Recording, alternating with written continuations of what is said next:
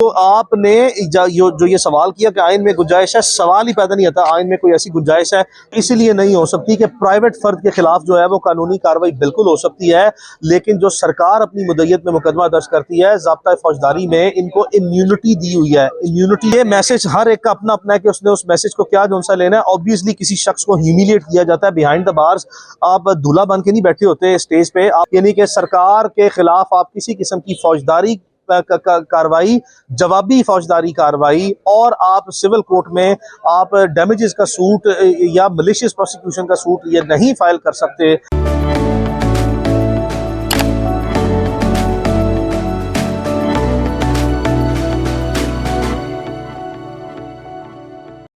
देखें, उसकी सबसे बड़ी ग्राउंड लॉ में ये होती है कि जब आपके खिलाफ ऐसे एलिगेशन लगाए जाएं जिसकी लॉ की, कानून की रोशनी में किसी किस्म की कोई बुनियाद ना बनती हो, यानी कि कोई फैक्चुअल,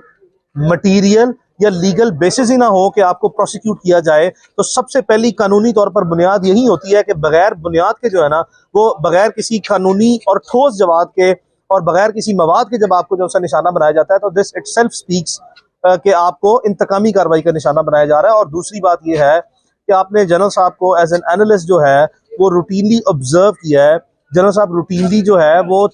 जिस तरह किसी भी माशरे में बड़े लोग होते हैं, और यकीनन सिर्फ जनरल साहब नहीं है, बेशुमार इस मुल्क में हमारे बुजुर्ग हैं जिनकी 70 साल, 75 साल, 80 साल, 85 साल उम्रें हैं, वो अपनी ज़िंदगी के तजर्बात, तलख और अच्छे तजर्बात को मद्देनजर रखते हुए मुल्क की माशरती और सियासी सूरत हाल में अपने विजडम को शेयर करते हैं। और जनरल साहब ने हमेशा ही जो सा सोसाइटी में ये कहा कि आपने अगर जो भी पॉलिटिकल रेजिस्टेंस भी करनी है या कोई मूवमेंट भी लेके आनी है, तो वो सिविलाइज्ड मैनर में लेके आनी है, ना कि आपने लॉन्ग मार्च या धरनों की सूरत में लेके आनी है। तो यही जनरल साहब ने उस दिन प्रोग्राम में बैठ के कहा कि आपने जो रूटीन में धरने की सियासत भी करके देख ली है, आपने लॉन्ग मार्च की सियासत भी करती देख ली है, इस तरह हुकूमतें नहीं गिरती, आप इसको किसी मजीद सिविलाइज्ड मैनर में करें। और जनरल साहब ने जुल्फ़िकार अली भुट्टो साहब के जो सा वक्त की मिसाल दी कि जिस वक्त मुल्क में जनरल अयूब की जो सा हुकूमत थी, तो उस वक्त दो काम हुए, एक तो पहिया जाम हड़ताल हुई, और उस वक्त जनरल साहब ने अपने प्रोग्राम में ये कोट किया, जिसको इन्होंने मिस इंटरप्रेट किया, कि उस वक्त के तनाजुर में जनरल साहब ये स्टेटमेंट दे रहे थे कि उस वक्त भी जो सा है सरकारी मुलाजमीन को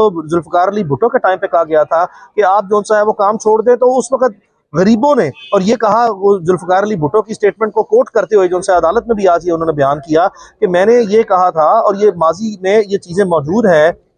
कि जी ये सरकारी मुलाजमीन जो हैं, ये जिन दफ्तरों में बैठे हैं, ये अवाम के गरीबों के दफ्तर हैं। तो गरीबों ने फिर जो सा है वो दफ्तर में बैठना शुरू कर दिया, और जिसके बाद मुल्क में एक सक्सेसफुल जो सा पहिया जाम हड़ताल हुई। तो ये तनाजुर जो पेश किया, इसमें वो ये बता रहे थे, हाँ। यही चीज बताइए, तजर्बे की बुनियाद पर सिर्फ एक एग्जाम्पल कोट की है, और आपने उसको जो सा हौच पौच बना के मिस इंटरप्रेट करके मुकदमा दे दिया। जिस तरीके से ये मुकदमा दर्ज किया गया है, इससे तो बज़ाहिर हुकूमत ये मैसेज देना चाहती है कि खुदा न खास्ता रियासत पाकिस्तान इतनी कमजोर है कि वो कोई अगर बयान देता है तो उसके नतीजे में उसकी सलमियत खतरे में। 100% आपने जो ये बात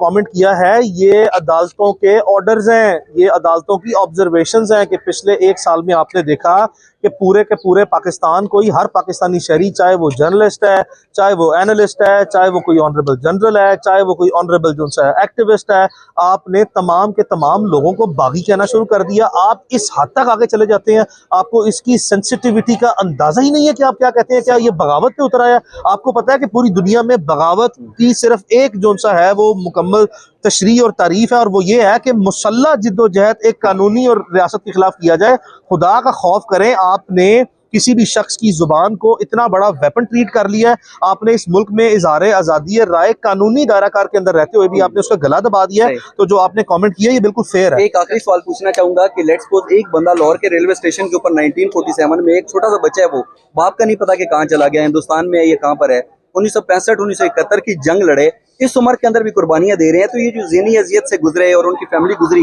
जिन्होंने इस ज़हनी अजियत से दो चार किया, क्या उनके खिलाफ भी कानून इजाजत देता है कोई कार्रवाई? देखें, मसला सिर्फ हमारे लॉ में ये है कि अगर आप इवन मलेशियस प्रोसिक्यूशन भी जो है, मेलाफाइड प्रोसिक्यूशन, जिसको अदालत डिक्लेयर कर दे कि ये मलेशियस इंटेंट के साथ थी और ये मेलाफाइड इंटेंट के साथ थी, लॉ एक इम्यूनिटी क्लॉज जो है वो उनको प्रोटेक्शन देता है कि उसको एक अजम्पशन अटैच है कि ये गुड फेथ में की गई थी। हालांकि अदालतें लिख के कहती हैं कि ये बैड फेथ में, बैड इंटेंशन के साथ, मैलाफाइड इंटेंशन के साथ की गई हैं, इस इम्यूनिटी क्लॉज को खत्म करना होगा। और ये तमाम लोग जो कि इस तरह के बेकार किस्म के और बेबुनियाद किस्म के मुकदमात बनाते हैं, इनको भी जिम्मेदार कानूनी दायराकार के अंदर लाना होगा, ताकि इनके खिलाफ, तब सिर्फ ये वाहिद रास्ता है कि इस तरह के हालात पर काबू पाया जा सकता है। वरना सोसाइटी की पोलराइजेशन, डिटीरियरेशन और डैमेजिंग इफेक्ट इस हद तक हो गया है कि आप एक इंतहाई गलत रास्ता और गलत तरीकेकार तय कर रहे हैं लोगों के लिए कि लोग अपने गले बंद कर दें। मेरा सवाल सिर्फ ये है, मेरी गुजारिश सिर्फ ये है, पिछले एक साल में आपने मुल्क में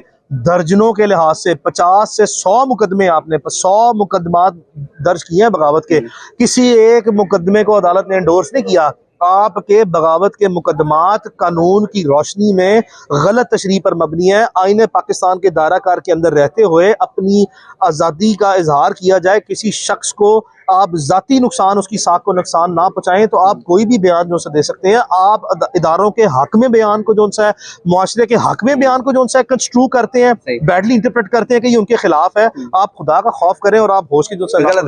ये आइन में कहाँ गुंजाइश है या कहाँ लूप निकाले जाते हैं कि इतना गद्दारी का मुकदमा कर दिया, अदालतें बरी कर देती हैं, फिर भी कोई पूछने वाला आइन में कोई गुंजाइश नहीं है। आइन में किसी किस्म की कोई गुंजाइश नहीं है। लूप्स क्या है? लूप्स ये है कि जो लोग शेयर इग्नोरेंस है, यानी कि इंतहा के जाहिल लोग हैं, जिनमें अकल की कमी है, शऊर की कमी है, जो अपनी ख्वाहिशात पर मबनी मुकदमात बनाने को ज्यादा फोकियत देते हैं, और जब वो मुकदमात बना रहे होते हैं तो मैं आपको यकीन से कह सकता हूं कि किसी काबिल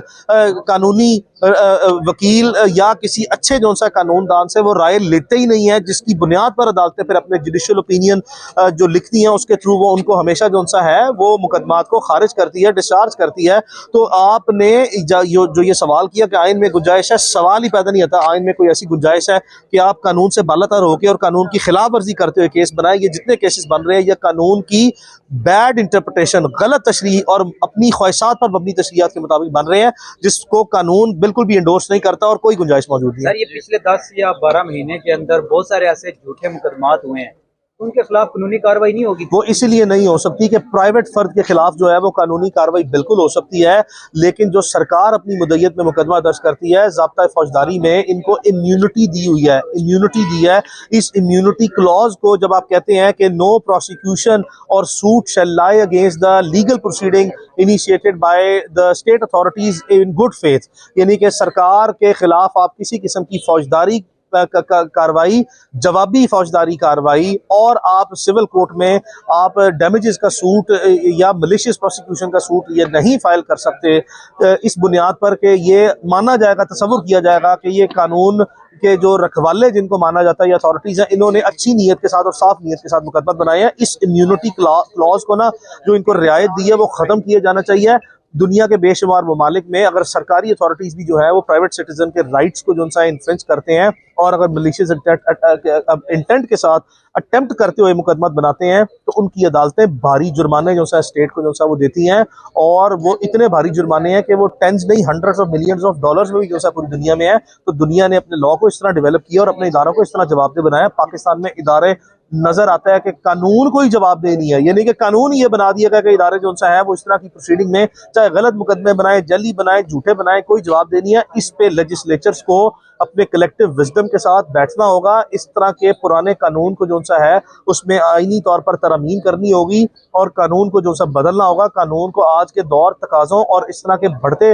जो जराइम है, मेरी नज़र में ये क्रिमिनल जो सा है वो इंटेंशंस के साथ किसी दूसरे शख्स को जो सा है क्रिमिनल केस में रजिस्टर करना इज अ क्राइम इटसेल्फ। इसको as a criminal offence treat करवाना होगा। जनरल साहब ने किसी तशद्दुद का जिक्र किया पहले बार? नहीं, जनरल साहब पे किसी किस्म का कस्टोडियल टॉर्चर की फ्रैंकली मैं आपको बता रहा हूँ इस वक्त तक कोई कंप्लेंट जो सा है वो नहीं है। सर, जो एक पिक वायरल की गई, जाहिर सी बात है वो अंदर से की गई, उसमें मैसेज क्या कन्वे? देखो, ये मैसेज हर एक का अपना अपना है कि उसने उस मैसेज को क्या जो सा लेना है। ऑब्वियसली किसी शख्स को ह्यूमिलिएट किया जाता है बिहाइंड द बार्स। आप दूल्हा बन के नहीं बैठे होते स्टेज पे, आप ऑब्वियसली बिहाइंड द बार होते हैं और आपको पोर्ट्रे किया जाता है कि आप एक नेगेटिव आदमी है या शायद आपने कोई ऐसा जुर्म किया जिसकी बुनियाद पर किया गया। तो ये किसी की डेफेमेशन और ह्यूमिलिएशन के पर्पज से जो सा है वो इस तरह की चीजें हमेशा पब्लिक में आती हैं। लेकिन जनरल अमजद शोएब के केस में कोई ऐसा पाकिस्तानी मेरी राय में मौजूद नहीं है जो इस तरह के बॉन्डे इल्जामात पर जो सा है इसकी तशरीह